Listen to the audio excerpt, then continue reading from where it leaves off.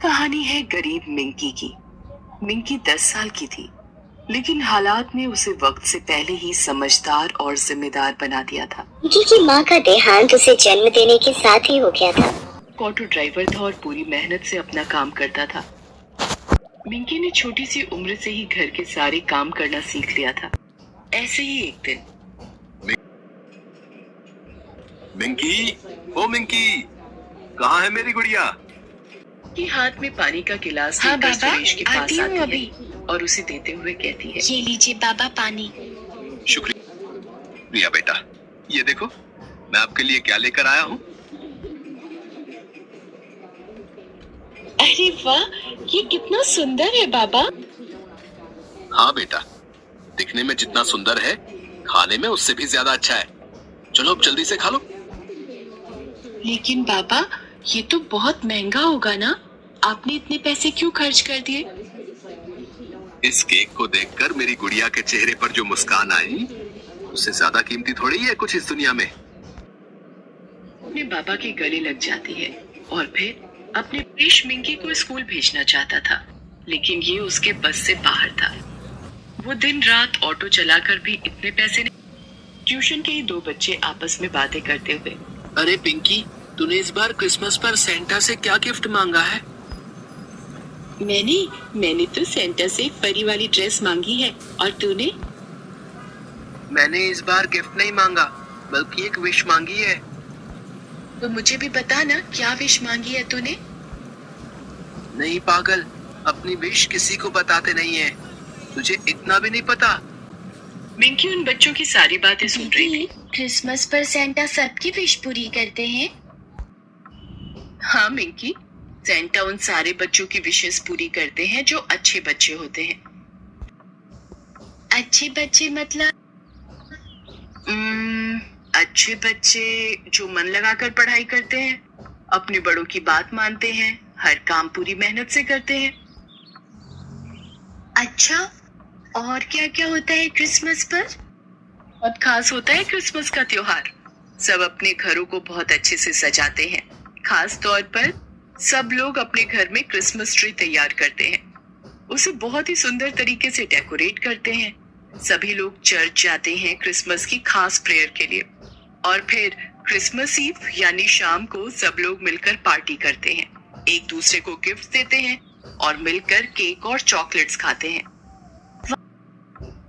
वाह दीदी, फिर तो क्रिसमस पर तो बहुत मजा आता होगा ना? हाँ, बहुत मजा आता है। हर दिन वो इस बारे में ही सोचती रहती है और मन ही मन कहती है, सेंटा, मैं एक अच्छी बच्ची बनने की पूरी कोशिश करूंगी। आप मेरी बस एक विश पूरी कर दो।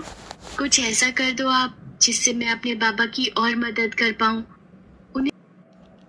मुझे कुछ तो करना होगा। दीदी ने कहा था, जो अच्छे बच्चे होते हैं वो कभी हार नहीं मानते।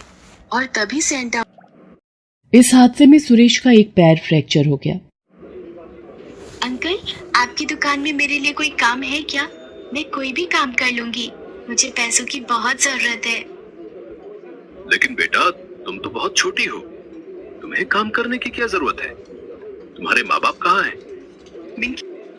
ये लो बेटा, ये पैसे रखो और कल से काम पर आ जाना, ठीक है?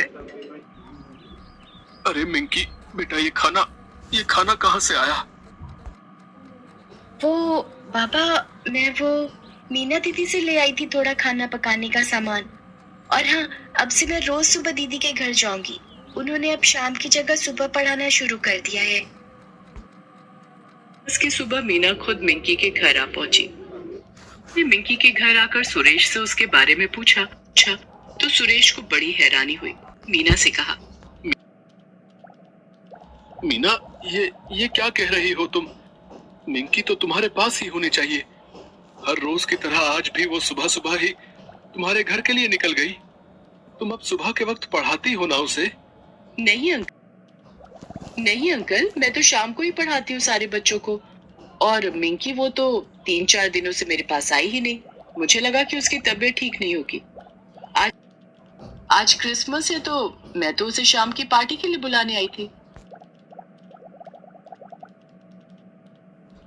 हे भगवान, मेरी मिंकी बहुत मासूम है। बहुत छोटी है वो, कहाँ होगी वो? आप परेशान मत होइए अंकल, मैं जाती हूँ मिंकी को ढूंढने। मिंकी, क्या है ये सब? तूने अपने बाबा से झूठ क्यों बोला? तू मेरे पास तो नहीं आ रही, जल्दी बता मुझे, कहाँ जाती है रोज? मीना को देखकर और उसकी डांट सुनकर मिंकी डर गई और रोने लगी। मिंकी को देखकर सुरेश ने सबसे पहले उसे गले से लगाया, फिर अगले ही पल गुस्से से बोला, मिंकी, तूने झूठ बोलना कब सीख लिया? और तुम? नहीं आभा, नहीं आभा, मैं तो बस आपकी। कुछ बताते इससे पहले ही सुरेश मिंकी के गाल पर एक थप्पड़ मार देता है। तो सामने राजेश खड़ा था। ये मिंकी का घर है क्या? हाँ, लेकिन आप कौन? मैं राजेश हूँ। मिंकी मेरी ही दुकान पर सफाई का काम करती है। बहुत ही मेहनती बच्ची है।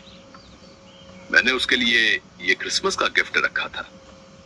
आज दुकान में इतने ग्राहक थे कि मिंकी को ये देने का याद ही नहीं रहा।